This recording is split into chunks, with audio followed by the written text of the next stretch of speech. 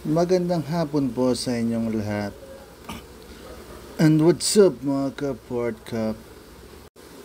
So ayun guys, it's a Sunday Fam Day at SM City San Lazaro.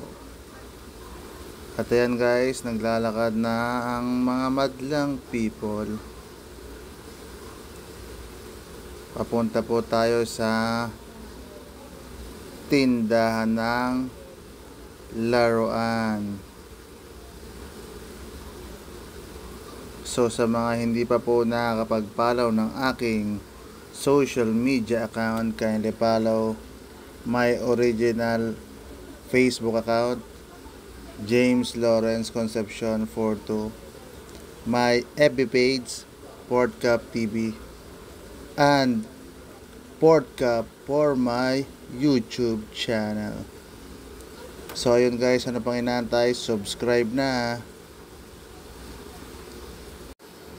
At ayun nga guys, day off is real. At naisipan po ng ating pamilya na gumala kahit ngayon lang guys. So pinakamalapit lang po dito sa amin ay SM City Tayuman at SM City Manila. At ayan, nasa harap na ng tindahan ng popcorn yung aking unikuyo guys. At namimili ko anong flavor ang pinakamasarap. Actually guys, favorite niya talaga yan. Pag nanonood siya ng mga cartoons, ay may popcorn yan po sa tabi.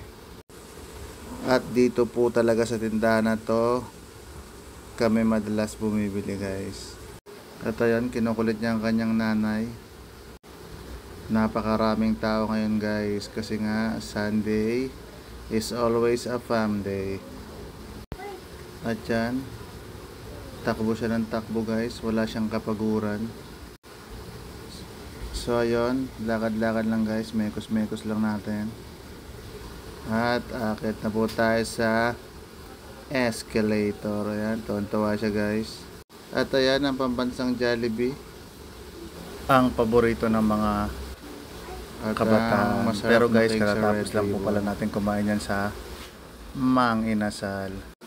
At nakabili na rin po tayo ng toys guys, pero gusto pang humirit ulit ng another toy guys.